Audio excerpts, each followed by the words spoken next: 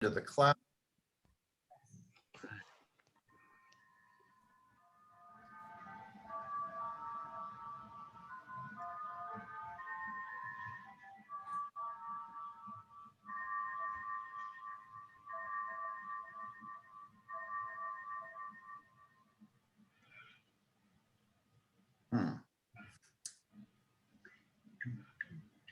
An unknown error has occurred. Okay.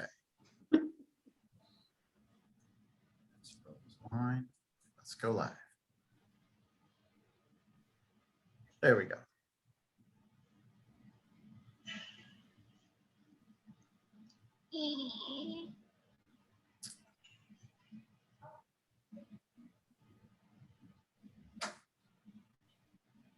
All right.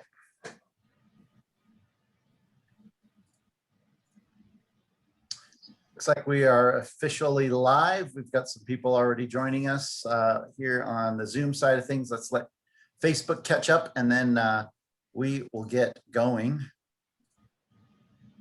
Tell everybody just getting on right now. It's another beautiful day in Paso.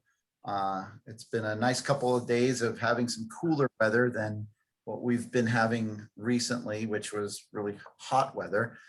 So it's kind of nice to be in the 70s and actually put sleeves on and the like. Hopefully it doesn't go too scorchy by the weekend, but I think it's supposed to ramp up again. I don't know what you guys have heard, but it's gonna be hot again. And we've got, let's see, who do we have on? Already Mike Wilkie, Nancy Gillis. Nancy, thanks for calling us and reminding us to put the link on the website. Sorry about that, totally spaced that one. So got Paul Maynard saying hi to Dave. And let's look over on the Facebook side of things just to see where we're at there.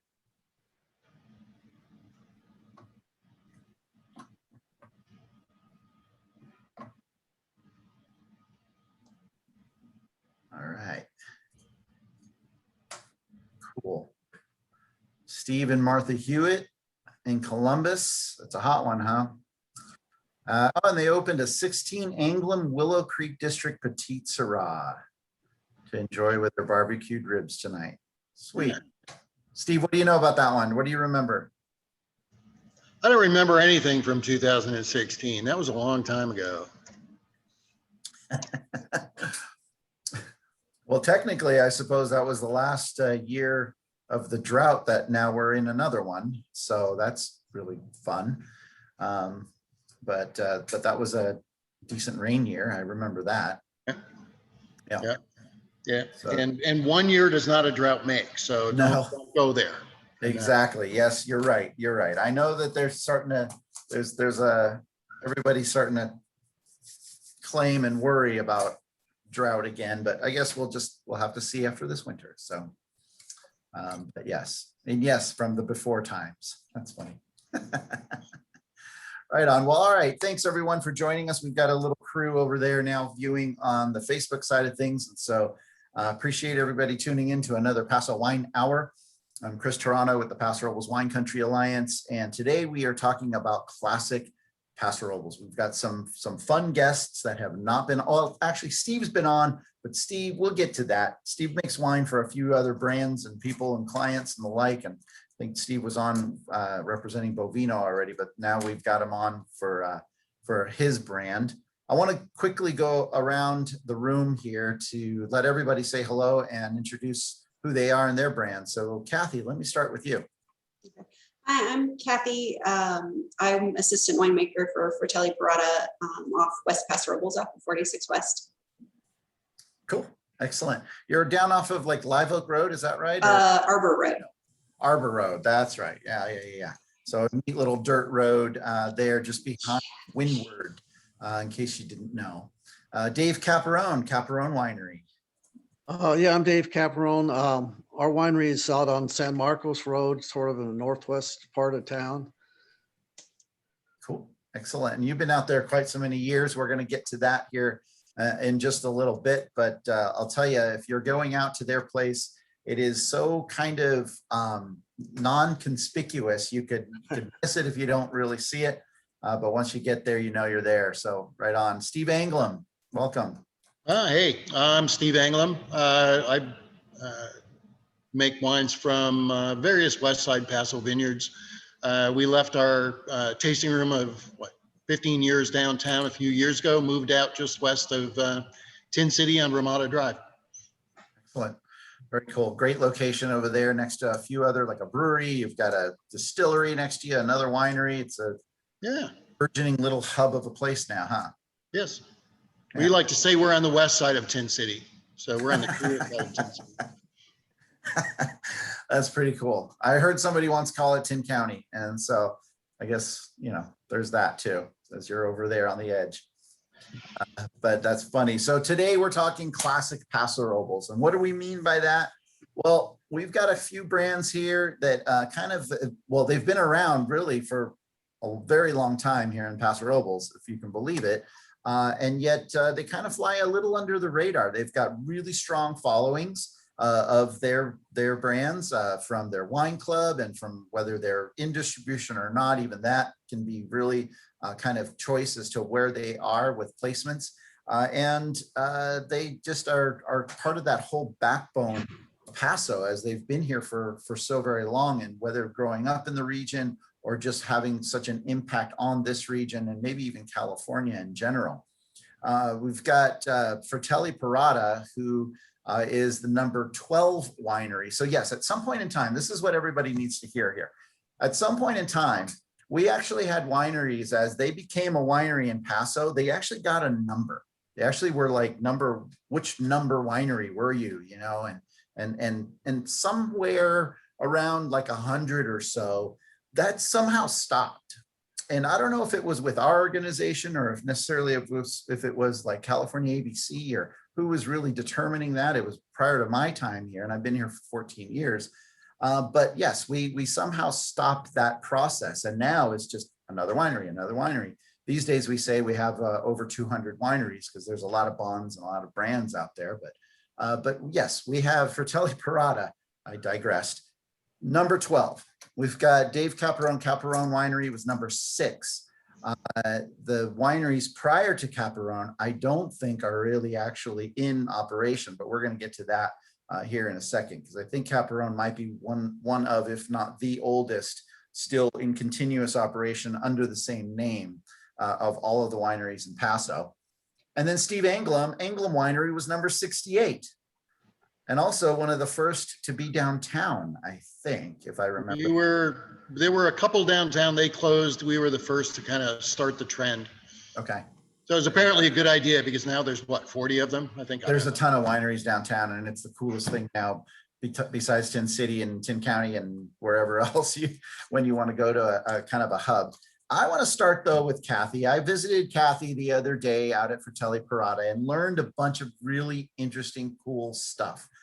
You would think that I get out a lot to all of the wineries, but believe it or not, that was maybe, I think, my second time, maybe my third, come to think of it, ever getting out to Fratelli Parada. But it was definitely my first time actually getting to get into the vineyard and really spend a little time. Cathy grew up in this industry. She calls herself the assistant winemaker, but I happen to know for the last 3 years, maybe, she's pretty much doing everything. It's a really, this is another thing that these three have in common is that they're pretty much all like a 2-person show here when it comes to their brands. They're doing it all. And Cathy, you told a lot of really great stories and about the beginnings of your winery, but let's start first with the name, Fratelli Parada. Tell everybody a little bit about that and a little bit of the backstory of your brand, please. Okay, so Fratelli Parada was started by my dad and uncle. So Fratelli is brothers in Italian, so like fraternity in Latin, Fratelli is brothers. And then Parada is our family name. And when they started the winery, it was kind of under the guidance, I guess, of my grandfather who came over from Italy at 16. And then his brother followed him a couple years later. And they farmed in Ventura doing vegetables and flowers and stuff like that, and farmed as a Parada Brothers farming. And so when my dad and uncle started the winery here, they just decided to keep that name, but make it a little more more Italian, since they really wanted to be Italian at that point, and their parents didn't really want to be Italian because they were in America. They wanted to be American. So they bought the property, bare land, in 77. The Arbor Road had actually just gotten subdivided. It was used to all be farmed and barley, the whole thing. And so they bought a 40-acre parcel, starting planning in 1980 with Cab, Merlot, and Zinn, because that was kind of what was in the area, and weren't really planning on being making wine more than just for what they would drink, because it was, you know, being Italian, you always make wine. But the goal was to just sell most of the fruit and just keep what they wanted to drink. And eventually my dad got to the point where he's like, my wine's better than everybody I'm selling grapes to. I don't want them to have it anymore. I'm just going to keep it on myself. And my mom said, well, what are you going to do with it? And he said, well, we'll bond our own winery. So 87, we bonded a winery. Was that pretty much the deal back then, though, is that you're just pretty much selling the grapes? I mean, Dave, you were around during that time too, of course. You know, selling the grapes, was that just what we did, and then eventually people fell into it? Well, I've never sold any grapes in my life. Oh, okay. So I planted the vineyard here starting in 1980, and the winery building was built in 79 and 80, and our first vintage here was in 1979. But we've never been in the grape business. We've always used all the grapes that we've grown here on the property for our own wines, and then just sold the wines. So I had no background in farming at all when I started here, or winemaking for that matter. Well, your first vintage though was 73, I think I read. Isn't that right? Yeah, I've actually made wine in the region here every year since 1973. So this year will be my 48th year of doing that. And then I started the winery in 79. So this is our 42nd year for the winery. Interesting.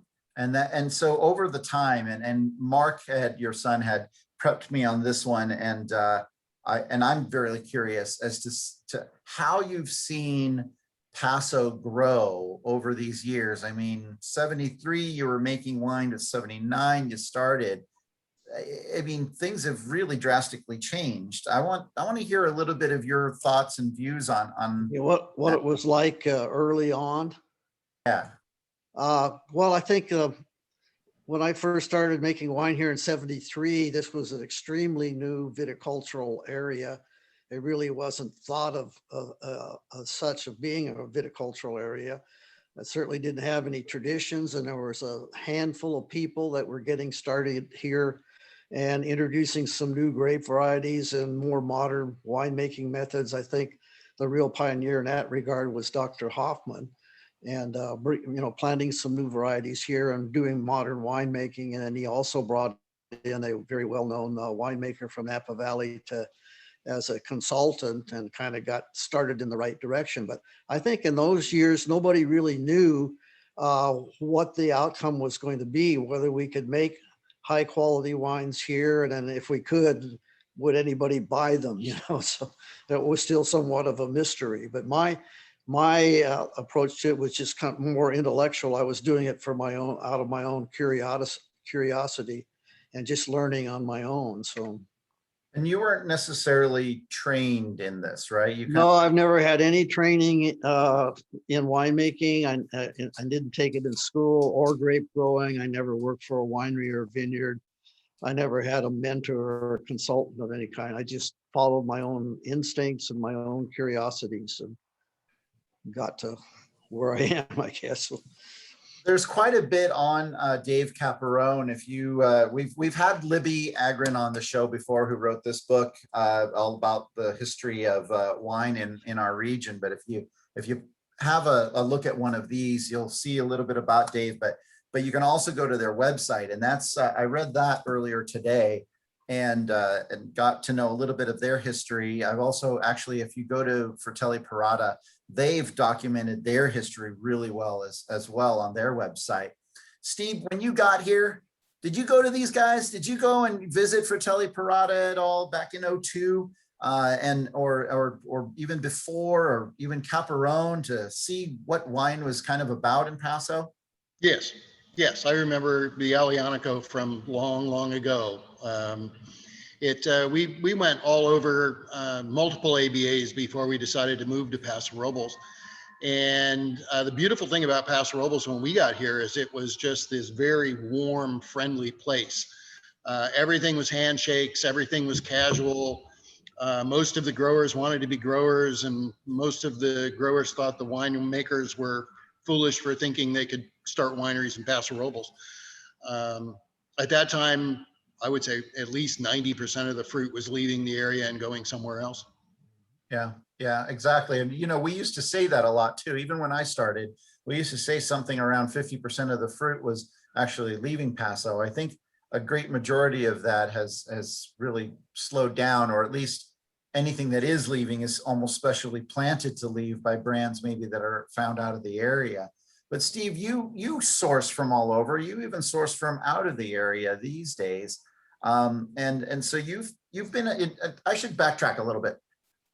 I've had this conversation with Steve Anglim a couple of times where, you know, he's this kind of guy who's probably made most of the wines in Paso at some point in time for some brands that have just starting out or needed a consulting winemaker of some sort. I mean, I don't know, between you and Steve Glossner, I think you guys have practically made, you know, who knows, 100 maybe or more brands of wine. If you throw Amy in there, we're well over 100 different brands. Yeah. Yeah, exactly.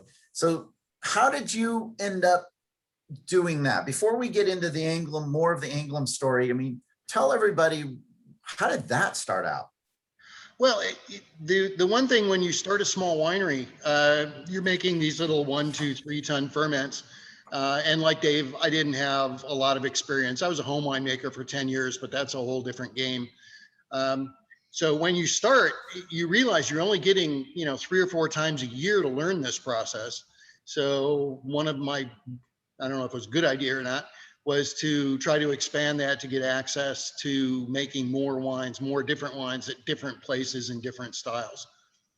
So that led down the consulting path. It led to working at some bigger wineries, helping people out, both in front of the brand and behind it.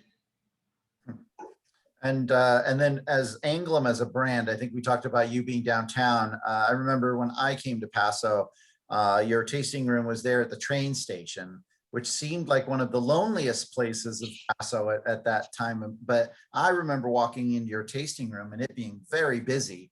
I mean, what led you to the train station or to downtown, and talk a little bit about that? Well, the train station story was a very simple one. We were looking for a tasting room space right after the earthquake. So about 25% of the space downtown was either unoccupied or going through various renovations or damaged in some way and not rentable. So when the train station came up, we found this, 100-year-old building that was just a little gem of a place. And we thought we'd just go in there for a couple of years and stayed there for almost 15. And now you are where you are. And we'll come back around and talk a little bit about, that's funny. Steve Hewitt says, lonely, then you weren't greeted by Stephanie. That's very true. But yeah, and that's probably why they were so busy, is it was such a friendly tasting room by all means. When I went over, getting back to Cathy, actually, when I went over there, and the times that I think back on going there and just met your mom before, and of course meeting your sister, it's so friendly. You guys are so friendly. You're so quick to share your stories.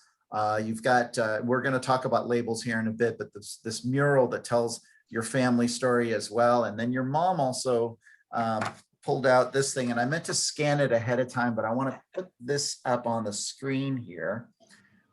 This is a picture of one of the old Zinfandel festivals from back in 1996, where, I mean, there's some winemakers in there that have still the color in their hair, let alone hair. And I mean, this is such a snapshot into history. And I think your mom is, where is she? Right there. Right? Yeah. So, but she was able to pull this one out, and a few many posters and everything.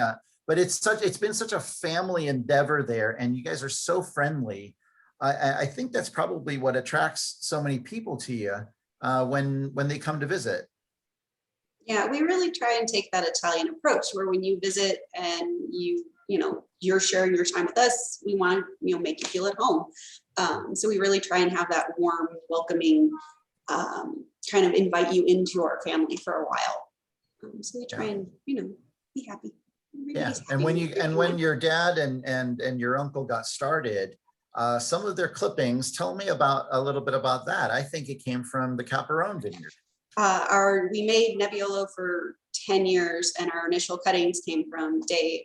We got our Sangiovese vines from Tom Martin of Martin Brothers. So yeah, everybody was just like really happy, really welcoming when we started. They, very hospitable. Everybody was happy to help you out and give you ideas. Some not the greatest, but they all had opinions and they were all happy to answer questions. Yeah. And tell us a little bit about yourself and your background. You went to Fresno State or Davis, I'm sorry. Davis. Okay. Sorry about that. But you were 6 years old bottling, I think. Yeah. Oh, well, before that too. Sure. Okay. So we had a little 6-spout gravity filler that was like, maybe 6 feet long. And then we hand corked all the bottles. And my job as a little kid was put the little cork into the hole so the guy could, one of my dad's friends could pull the handle down and cork the bottle. And so, as a little kid, I felt like I was really important because I had a job and I was helping. So in first grade, second week of first grade, preparing for back to school night, they had us draw, a little self-portrait, and then they had a little prompt, I am special because, and most kids, it's like, my dad loves me, or I help my mom in the kitchen and stuff like that. And I told the teacher, I'm special because I helped my papa put corks in the wine bottle. And, it was no big deal to me. It was my job. It was something I did. And, years later when, my mom had this framed picture in the tasting room, I went out to the tasting room and started helping. And I hear this story that apparently that statement caused some problems. The teacher called my mom and is like, what is going on with your husband? Is he a drunk? That he has to have his kid put the corks in the bottles for him. And my mom tried to explain to her, like, we have a little small winery. We're just getting started. The kids all help out. And this teacher was from an old cattle family. And to her, it was just like, there aren't wineries in this area. What are you talking about? So it took, I think, a visit from her to our winery to realize that, you don't need to call Child Protective Services. There's nothing wrong. We actually have a little winery. That's pretty funny. I think that so many people still in this industry, when they're going to pick up their kids and they're showing up with purple hands or purple teeth and stuff, I still feel like teachers give a double take at at all of them. Back to that whole Nebiolo thing, and Dave, I would love for you to expand a little bit upon you planting Nebiolo, where you did it, and the fact that you were searching out very specific clones for Paso. I feel like this is kind of the beginning, and even though it's so early in our history, this science kind of first approach almost, or terroir approach to planting grapes in our area, considering at the time it was pretty much like Cab and Chard up and down the state. Tell us a little bit about how you came to plant Nebiolo in Paso. Well, when I first got seriously interested in wine, I got a little reading program going and got some books. I was interested in learning about what went on in Europe and what they did and why, and the history of it as a good place to start, because we had the European varieties here in California. So I did that. And one of the other things I started doing was collecting wine from different places, primarily in Europe. I had also from California. So I got to Italy and I experienced for the first time some of the best Italian wines, Nebbiolo wines being one of them. The other two were Sangiovese and Aglianico. And I realized pretty quickly that they were as good as anything that the French made. The best French wines were not superior to those wines in Italy. And I also, looking around, realized that nobody had any interest in those varieties at all in California. They had no history here to speak of. And I just saw it as an opportunity. And by the late 70s, I decided I wanted to see if I could get those 3 varieties established here. and see what kind of wine we could make from them, because we'd already made first-rate wine from the best French varieties. Just here in this area, the success that Dr. Hoffman had with French varieties that hadn't been here previously. And so I thought, well, if that can be done with the French varieties, it certainly you ought to be able to do that with the Italian varieties, but nobody had ever tried. So I just took it on as a project, and I started studying. I collected everything I possibly could get about those varieties. I went up to UC Davis and spent a couple of days up there, and I talked to the viticulture people. They didn't know anything about them at all. Didn't really care, I don't think, but they have a marvelous library there. So I spent the better part of 2 days at that library, and I collected a lot of other written things on those varieties, some of which had been put out by the Italian government. And so I had to make a guess as to where the best place to plant them would be. When I first got interested in winemaking, one of the things that I did is I got grapes from 3 different counties, Santa Barbara, San Luis Obispo, and Monterey. And I made wines from these different areas and different varieties. And of course, I became very familiar with the differences in microclimates and how they affected varieties. That was something that I was always curious about. So I realized if we were going to have any success with those top 3 Italian varieties, that they needed to be put in the right place. And so it was just an educated guess on my part after years of study that they needed to be in the warmest part of the Paso Robles area. And that's what we are here out northwest of town. I think we're in that San Miguel district now, but You are, yeah. so that's the way I went about it. And I planted Nebiolo here in 1980, and the Sangiovese in 1982, and the Aglianico in 1988. And then, of course, later on, we were able to make wine from them as they came into production. But it's a very long process. It takes a decade out of your life, to do something like that. So I don't recommend it. But anyway, it's just something that I had a real interest in and wanted to do. And I was totally on my own. There was no place I could get any accurate information. You can't compare Italy or anywhere in Europe with here because the climates are fundamentally different. And so you really can't learn from them in that regard. So I was just kind of on my own and went ahead with it. And I had a little bit of luck that I put them in the right place, and was able to get really good results from all 3 of them. And I've determined now that they all 3 of them have roughly the same climatic requirements. And so that's something we've learned about them. Now, you said as far as learning, once you figured all of that out, did you have people knocking on your door wanting to learn from you? No, strangely, I've had very few people over the years have ever come to talk to me about those varieties or how to plant them or what to do with them or anything like that. So I don't know. I'm here. I'm always happy to share whatever I've learned with anybody who is interested in it. But not a lot of people come here to asking those kind of questions. So it's always puzzled me. Of course, we've kind of kept a pretty low profile here over the year. And well, you kept a low profile, but I remember everywhere for what we've done. You keep a low profile, but I remember seeing a few many years ago, and probably still get one of your wines on a pretty nice wine list in Chicago, and I thought, wow, that's unique. It was the only Paso wine at this particular restaurant's wine list, and that was pretty cool to see. Well, we've gotten in, some really good restaurants. We haven't really made any effort to do that, but it kind of happened. Other thing is our wines are totally unblended. We've never blended a wine in 42 years. So we've only put out 100% varietals. And I think that maybe appeals to some of the people in restaurants. And our wines unfiltered, I think. Yeah, we don't do anything to them. They get everything we make gets 2 full years in the barrels, and they're just racked every 4 months and bottled. And we don't make the high alcohol wines. Our wines are always in the 13 range, because that's where the sugar levels that produce that are where the grapes here achieve the best balance. So when we pick them and bring them in here, we don't have to do anything to the must. The pH and total acidity numbers are right where they should be, just right out of the vineyard. So, and that happens every year. That's great.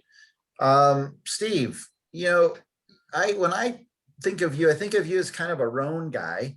Was that kind of your intent when you came to Paso to make wines? Yes. Yeah.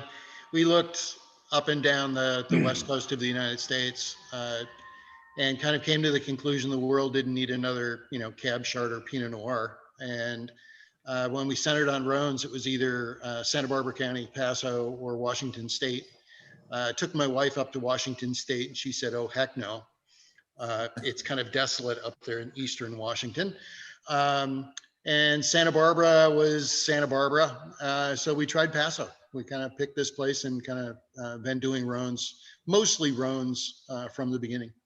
Yeah. Now, at that point in time, I mean, Toblis was established, and I point out Toblis because Toblis, in a sense, almost single-handedly helped to really motivate and create a Rhone movement, I suppose, not only in Paso, but up and down the state.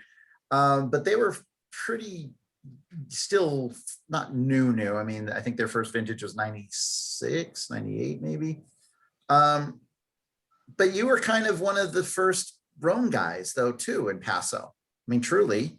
Yeah, it was Toblis. Stefan was doing some stuff over at L'Aventure. Yeah. But yeah, it was relatively new. Obviously, Gary Eberle was out there doing his thing. Syrah, yeah, absolutely. Did you find I mean, here you have two brands on screen too, focused on Italian varieties, also some Cabernet and some other things as well over there at Fratelli Parata. But with the Rhone stuff, I mean, how are consumers accepting of that when they came to visit Paso, which they probably were just learning about at the time? How were they receiving Rhone varieties back then? Well, when we started, it was going to be like many people. I suppose John Albin would probably go down this path too. We were convinced it was going to be Viognier and Syrah. That was going to be the future of California wine. Viognier, not so much. People still can't say it, even if they like it. It's been a struggle. Syrah is one of those things that grows just about everywhere, and if you let it be what it is, where it's growing, it can make a really nice wine, and people flock to it. And we have a following for the Syrahs and the Syrah-based blends. Yeah. And then, speaking of wines and the like, you have a Syrah-based blend here that you were sharing with us. It's a 16, also the same year as what the Hewitts are drinking there. It's pronounce that for me. Cerise, cherry in French. Okay, Cerise. 60% Syrah, 24 Grenache, 14 Petit Syrah, and 2 Roussanne from the Willow Creek district. I thought maybe we could, since, well, you're talking, let's talk about this wine a little bit and tell us a little bit of where you got the fruit from and a little bit of the history on that one. Okay. Cerise actually started way back in 2006. It was a project that we did with Hank Ashby from Trench Camp. And it was one of our distribution-based wines. We made a good slug of it, and we're selling it all over the United States. When we pulled back a little bit on distribution, focused more on local sales, it kind of went away. So this is the first time it's come back in a few years. Oh. We were, the winemaker wanted to call it Cerise Noir, but the boss said, no, we're going to call it Cerise. Because the Petit Syrah kind of shifts it from that bright cherry character to a little darker profile. And definitely get a lot of that black cherry on that one. And the nose, you get a lot of kind of gamey meat in there. I don't know if that's maybe coming from your Mourvedre or that Syrah. The Mourvedre brings a lot of the spice. The Syrah, this was in barrel for about 38 months. Oh, wow. We put things in 500-liter puncheons, and it stays there for quite a while. Yeah. It's only racked once in that 3+ years. And I'm a late blender, so I tend to do my blends near the end. So then we give them another 6 months or so before we let it go to the world. Delicious wine. Cathy, I saw you take a little sip of that. What are you thinking? One of the problems with my palate in Paso is I don't particularly care for Syrahs. So it's a lovely wine, but not to my taste. I love your honesty. It's not all Syrah. I don't like the Roms. I'm sorry. I really love the Mourvedre though. I feel that I mean, I love Mourvedre as it is, but I think when I look at some of the Rhone blends, Mourvedre for whatever reason always sings through for me. And I feel like there is such, wonderful, wonderful spice in this wine. And there's even still some of those components of leather and the like. When you go shopping, when you go looking for certain vineyards, and this is from the Willow Creek district, I mean, are you at this point in time, Steve, going, you know what? I think I want to go and I want to get fruit from this particular district for, this and that reason. We used to buy fruit from all over Paso, probably 5 or 6 of what are now the sub-AVAs. At this point, the only place we source fruit now is from Willow Creek in Adelaida. Okay. And my days of knocking on doors to find new fruit sources have kind of passed. I work with the same people now going on 2 decades. So Okay, that's great. That actually probably makes life during harvest a little bit easier anyway. we come to an understanding over the years. You come to an understanding, yes. Yeah, yeah. Let's move back over to Cathy. Cathy, or I'm sorry, it's Cathy, sorry. I was thinking, never mind. I grabbed the wrong wine. I was sitting there going, why did I just say Dave or say Cathy to say Dave? My apologies. I grabbed the correct wine now. But the Fratelli Parata Charbono, I think you can call it or pronounce it Charbono as well. It also comes from, what is it? It's the Douce Noir is the original. It's also Barno. What is it? Berardo. Argentina. And talk a little bit about this wine, the fact that why you planted it. And, oh, by the way, everybody, sorry to be a little scattered here, but they're completely dry farmed over there at Fratelli Parata. I wanted to point that out. And some of those trunks that are there, I probably should have put up a picture and I didn't, but are just absolutely massive. If you get a chance next time you're in Paso, you got to go taste over there. And I don't know if you do tours or not for people that come visit, but just a short walk up a hill and it's an amazing view. And you are looking at some of these really gnarly older vines. But anyway, sorry. This label that you have here is unique. And I want you to talk before we get into this wine, talk a little bit about this label because it has everything to do with that mural that's behind you. Yeah, so that's actually from a portion of our mural. So the mural behind me was painted by a friend of the family back in '97, and it's like literally the wall of our tasting room. And my mom calls it the family photo album because it was painted based on black and white photos of where my grandfather was from in Italy, which was just outside of Genoa. And the label portion is actually on the mural painted off a photo of my grandfather's house, my great-grandfather's house. So when we redesigned our label back in the late 90s, early 2000s, from a very Art Deco style to something a little more classy, we wanted to go from the mural, and my dad saw that picture of his grandfather's house and said, that's us in a nutshell. So kind of like rustic, traditional, kind of classy. Yeah. I think I hear your son in the background. That's my nephew and the dog. Oh. Charbono anyway, back many years ago, I think Inglenook up in Napa Valley was actually the one that was really introducing it to the American consumer. And at one point in time actually had it in some more of a national distribution. Little by little, Charbono kind of started to, go away. The acreage started to reduce as Cabernet, which is king in Napa, started to take over. How did you all find Charbono and bring it to Paso? So when my dad took my mom wine tasting in the early 70s looking for vineyard properties, they started in Napa. My mom is Scandinavian of heritage and did not drink wine until she married my dad. So her palate was very untrained.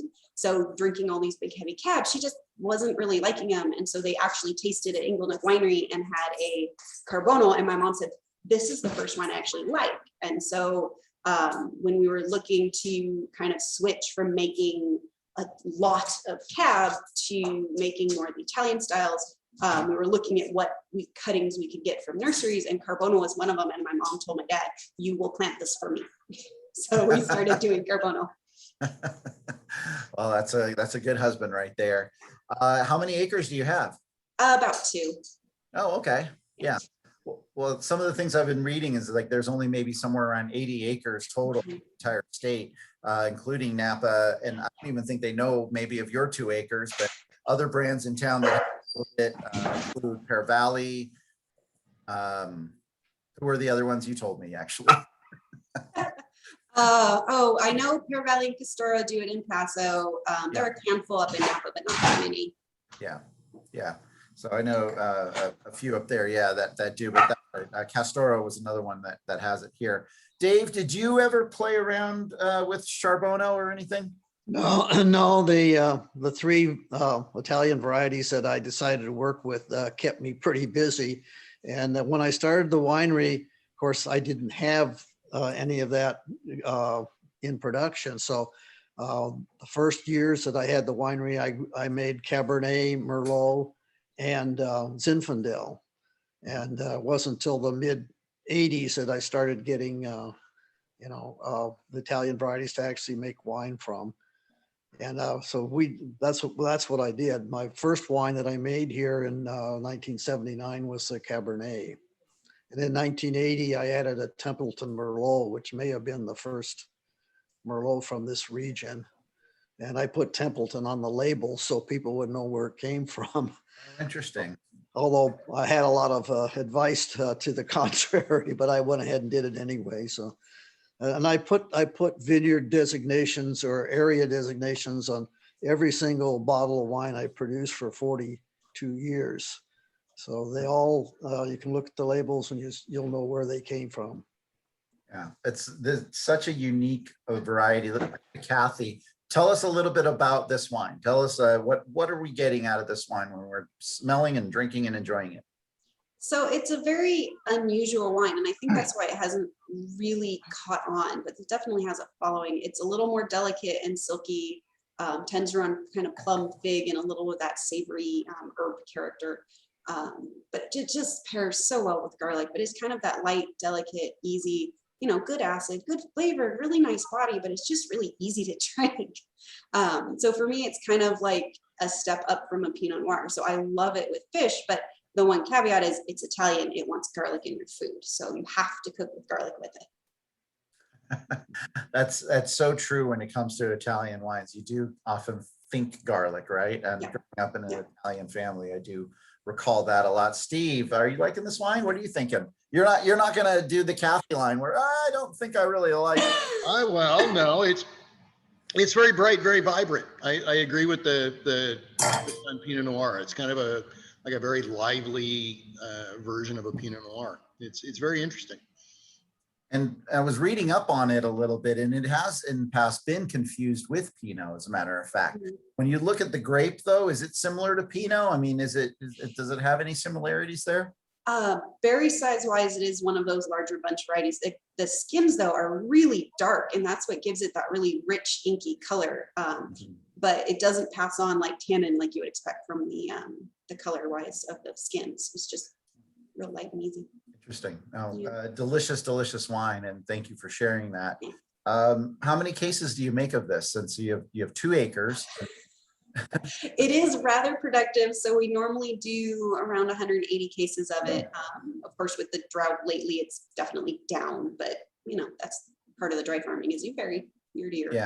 Yeah. And you're not in distribution at all. You're DTC all the way. Yep. Yeah, that's great. When I popped in the other day to her place, you had a couple tasters actually just leaving, and it looked like they actually bought quite a bit of wine too, at least a case walking away. And that's fantastic. I mean, because I think it was like a Tuesday, Yeah. So that's keeping you busy, and that's awesome. Um, great wine. Dave, you have probably one of the coolest labels. I'm sorry to the other guests, but just one of the coolest labels around. It's so classic. If you can make that out, sorry, the lighting might be a little tricky, friends on watching, but it's so gangster. No, it's Art Deco. Yeah. We've never changed our label at all over the years. And I'm a real Art Deco nut. I have a lot of Art Deco, original Art Deco things from the 20s and 30s in my house. All the lighting is from that period. And I actually designed that label myself. I think it was in 1980 or 81. And the font on there is called Broadway. And it came out in the 1920s and it's still widely used today. So it has never disappeared. And so it's kind of a label that we kind of express our way of looking at things. Yeah, absolutely. Well, and I think it fits very much with your name as well. If the font could be called anything else, you could practically call that font Caparone. It has that kind of look and feel to it, to be perfectly honest. Nebiolo, it's estate grown, it's unfined, it's unfiltered. Right. It's also another light wine. It's funny, you guys, I went with Steve's wine first. I was expecting that Grenache, if anything, to be a little show lighter than these wines. And these wines are absolutely, definitely lighter in body, but we're all professionals. Great. A little bit about this wine, Dave. The Nebiolo grape really has no purple in it. Its proper color is a brick red with a slight hint of orange in it. And you will see that same color in Barolos and Barbarescos. And if it's darker here in California, it's just an indication that somebody's blended something with it. But we don't do any blending, so you get the actual correct color for it. Sangiovese is another light colored variety, and ours fits right within the proper profile for that. Mm-hmm. But there's no relationship between a wine's color and its quality, as far as I'm concerned. So no, not at all. These wines age really well. We recently had the Nebiolo that we made here in 1988, and it's just stunning. It's just developed beautifully in the bottle. So they're capable of doing that. Mm-hmm. And talk a little bit about the 18 vintage and your vineyard, actually. I mean, what did you see back then? Pardon for last year's? The 2018 vintage. Well, yeah. What I see here is that stuff stays the same year in, year out. You know, you may get the crop level may vary a little bit, but the vines don't seem to change much at all. You know, it's very constant. And we just kind of do the same thing every year. And we've just been doing that for a very long period of time. And it works well for us. So, yeah. Are you dry? Is it dry farmed there? No, we're kind of in the rain shadow. We probably get a third of the rain that they get out in, Adelaide or someplace like that. But I knew that when I bought this property and started working here. So what I did is I only put in 600 vines per acre. So we have 6 by 12 spacing. And also the soil that I have here is a sandy clay loam, and it's about 5 feet deep. And it holds the moisture very well. So any water that gets in there from either irrigation or from the rain stays there for a long time so the vines can use it. So we're very fortunate in that way. Last year, I irrigated with a drip system about 50 hours for the whole year. That's all I did. We might do maybe 60 this year. I don't know, because we didn't get a lot of rain, but drought is a normal condition here. I've been here a long time and I've seen it. And I've seen years where there's so much water here, you don't know what to do with it all. Many of you have driven over San Marcos Road up for a mile or so from where we live. You go through those dips. That's where the San Marcos Creek actually crosses San Marcos Road. And we had a storm one year in March, I think the first week of March, and we got 8 inches of rain in 24 hours, and it wiped that out completely. It was just all scoured out. There was no pavement. Yeah, so I mean, we've had times like that. So we have everything here. So I just try and farm in such a way that works all the time, you know. Hmm. I don't try and go beyond, I don't stretch things. Our farming fits very, very much what the situation we have here, which is different than other places around Paso Robles. What was the reasons for 6 by 12 spacing? Because in, Fewer vines per acre. okay, And also we keep a totally weed-free vineyard. And so no water is being used by the weeds. So if you go out there right now, you can walk over the whole vineyard, you probably won't find any weeds anywhere.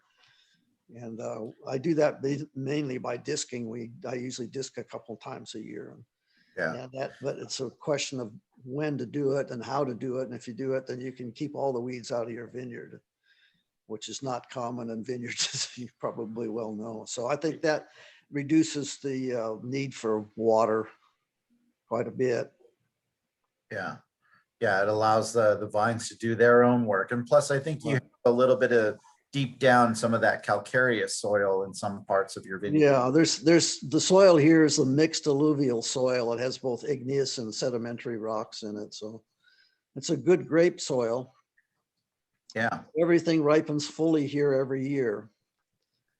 So that's And I noticed that over at Cathy at your vineyard, when we did our walk through there, it seemed like there was some clay loam, but yet you still had a lot of that kind of calcareous stuff just sitting there at the top, a lot of chert and all of that. That's oftentimes a byproduct of that. So there's plenty of probably water down deep for vines to find.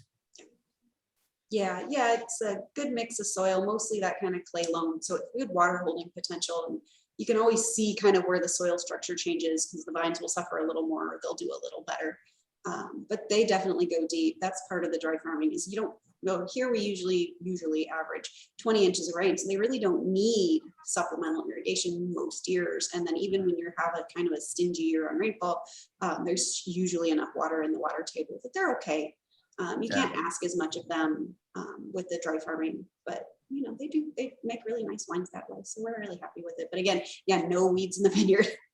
Yeah, no weeds. And you were telling me something about how you can see where the soil changes right about where, you know, you don't even need to try to weed anymore because the weeds aren't. Yeah, the weeds go from this. Yeah.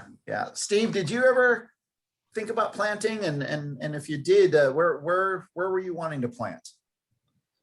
Oh, where would I plant? Oh, that's a no. No, it like Dave pointed out, I mean, it's a great way to take a decade out of your life. I don't have that many decades left. So no, I don't.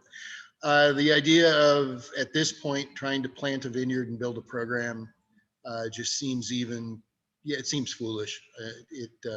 I'll let the young ones do that. Steve, you and Stephanie have been running the operation there. I think your daughters are involved a little bit too, as some helpers, but it's been you two for pretty much always, right? Yeah, we've had help here and there, but for the last few years, it's just been the two of us. Yeah. And in production wise, though, I mean, everything as well, right? Yeah. That's amazing that you two are, I mean, I say amazing, you know, there's plenty of couples that work together, but that is amazing that you two are able to do that. This is a tough biz that we are all in here to be able to be doing in production and just the two of you. And I just, Anya, that's so fantastic. Yeah, it's last year out of here in Ramada, we did about 65 tons here in our little place. And she didn't kill me, which is quite an accomplishment, actually. And then Dave, it's been you and Mark for how long? Well, when I started here, Mark was 6 years old. So he learned it growing up. I needed the help, so I put him to work as rapidly as I could. And but he and I have done all of the winery work. And for many years, we made 10,000 cases a year here, just the two of us. And of course, we would hire help for picking and some of the basic pruning work and when we bottle. But other than that, most of the vineyard work and the winery, just the two of us did, as we still do that today. I just work part-time because we've reduced our production. We started that about 2005. We decided we didn't want to make 10,000 cases a year anymore. And I was getting too old to work that hard. And so we're down, got it back down now to about 2,500 cases, which is very comfortable. And he does most of it. And I just work part-time because I'm 81 years old, but I still enjoy working in the vineyard and the winery. So I just keep doing that. I never managed to retire. So I think I'll just stay on with that as long as I can. And you also have your own passions. The two of you still are involved in music, and then Yes. you've got your car hobby. Yeah, I've restored several cars. I like cars from the 1930s, and I have about 4 of those right now. But that keeps you sane. You can't make wine all the time, For everybody watching too, if you ever get an opportunity, I don't know, Dave, you've shown me a couple of the cars in the past. Yeah, we get a lot of saw the people that come Zephyr. and want to see them, so I don't have a problem with that. Yeah, it's pretty neat. And I think one of the cars that was used in the Green Hornet. Right, yeah, one of my Lincolns. Yeah. Columbia So, Studios rented it from me, and that's pretty cool. That is really cool. But the Zephyr, I think, is one of the most interesting cars that I've ever seen. yeah, it's a very interesting car. The other one I had, I was got an invitation to show that at the Pebble Beach Concourse in 2013, which I did, which I was kind of shocked by that.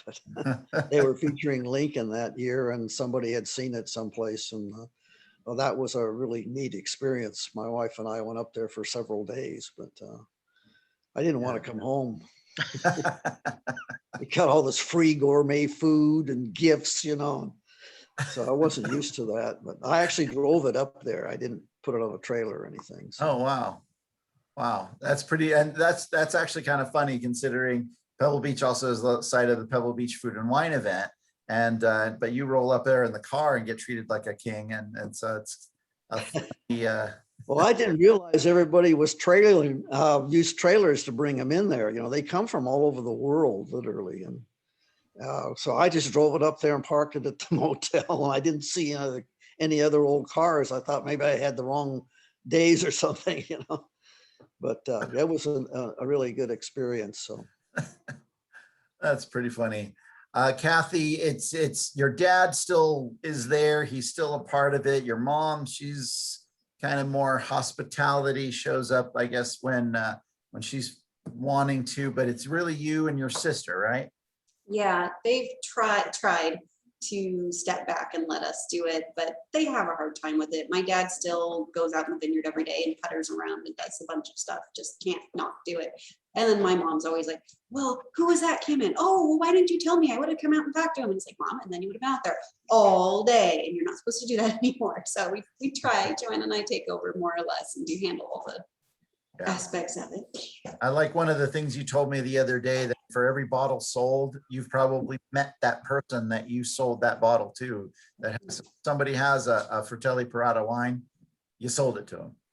More or less, yeah. There's a handful of people who ordered wine online, and we're like, who are these people? Do you know these people? I've never heard of these people. But mostly it's like, oh yeah, it's those guys. Okay, yeah. Oh, who are those guys? Oh, well, so and so sent them. Okay, well, that's fine. But yeah, other than that, we pretty much know everybody. Yeah, Which is nice for us. We like that. We like knowing the people who are enjoying our wines.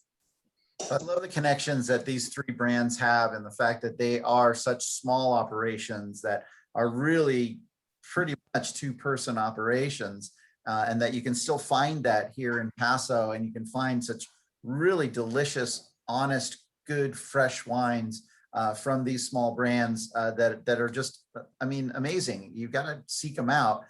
There's plenty others that exist, I suppose, but I wanted to kind of dig deep a little bit and find some brands that hopefully, whether you've heard of them or not, now you've heard of them. And so it's been great to have everybody. Can you believe it? An hour has already passed. I want to give everybody a quick moment in time to be able to say, what do you got going on? I mean, how do you come to taste? Do you need an appointment? Steve, let's start with you. We are just emerging from the COVID thing. We're still mostly by appointment. We're going to start trying to keep more regular hours, maybe do an event here and there, and bring the place back to life. So at this point, it's mostly weekends or by appointment, because anyone who knows us knows that when you call, you generally get my wife's cell phone number and she can be here in 15 minutes. So Yeah. that is how it works.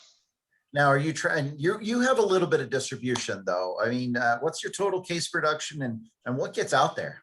Right now, I mean, we're in the couple of thousand case range. We used to be in 9 states and we, passing through 10,000 cases, and kind of backed off that simply because that's a whole different game, and went to direct to consumer only. So we have a distributor here in California. We have some people that move some stuff in Arizona and a little bit in Texas, but that's about it. Well, many years ago, I remember being on the road doing our road show that we used to do, and you being along for the ride on so many times, so many ones. And we had myself and you and Paul Sowerby and Yeah, don't share any of those stories. I'm not going to. What happens on the road stays on the road, my friend. Don't forget that. Those were really fun times. Anyway, but great to hear what you are up to these days and how Anglim is going to get back out there with getting people involved. And so go to anglim.com. Is that correct? anglimwinery.com. anglimwinery.com. My apologies. So Dave Caparone, real quick though, we've got Paul Maynard, a quick little comment here. I don't know, Cathy, if you saw it, but for everybody else watching, Cathy once, while tasting at Caparone, so Paul's been to Caparone, I asked Dave for a recommendation of a winery which produces wine similar to Caparone, and he referred me to Fratelli Parata. It's very nice. Very cool. Thank you, Dave, or thank you, Paul, for sharing that. Dave, how do people come and taste, and what's happening over at Caparone these days? Well, it's pretty much the same as always. We really didn't close down during the pandemic thing, and we're now open Thursday through Sunday, 11 to 4, and then Monday, Tuesday, and Wednesday by appointment. I live on the property here, so I can just walk 500 feet down to the winery. And so our tasting room has been going since I think 1981. And it really hasn't changed much. It's kind of informal, but yeah, it's we haven't seen a big drop off in our traffic in the last year. There's been some, of course, but it's worked out pretty well. But the only place you can taste our wines in Paso Robles is here at the winery. And it's literally in the winery, right? Right, it's right where we make the wine. We don't charge for tasting or anything like that, so it's pretty straightforward. Yeah, that's great. And average bottle prices, everyone they're great. I mean, I think I don't know if you've ever changed your bottle pricing over time. Yeah, we're probably going to have to sometime, but it's only $18, you know. Okay. We've always had really good prices, but then we've over the years, we really haven't done much in the way of advertising or promotion or anything like that. We're just kind of here, and the people like what we do. They always get good value for their money, and that's kind of what sustained us over the years. But, Oh, that's great. That's great. Thank you. And Cathy, for people coming to visit you, appointments or what's happening? We're still officially asking for appointments. We are very loose with them. So if people show up, if I can handle them, we handle them, but it's mostly me by myself in the tasting room. So some days it's like, if you're willing to just sit there for a few minutes, I'll get to you eventually, but I hate turning people away. So, if you call and get the answering machine, just show up. Well, I can probably fit you in. That's awesome. You guys, this has been a lot of fun. Thank you so much. Thank you, Cathy, Dave, Steve, for coming on the Paso Wine Hour. Next week, I don't have a show created next week. I thought I had a show created for next week, and then it didn't kind of work out. And so I will make one and go to pasowine.com to see the next show that we'll be doing. And it'll be again Thursday, 3 o'clock. So thanks for joining us, everybody, and we'll catch you next time. Otherwise, go to pasowine.com. You can see past shows there, future shows, whatever you need. And you can also catch our podcast, Where Wine Takes You. I think we have a new episode up right now. So go check that out as well. So thanks, everyone. See ya. Thank you. thanks.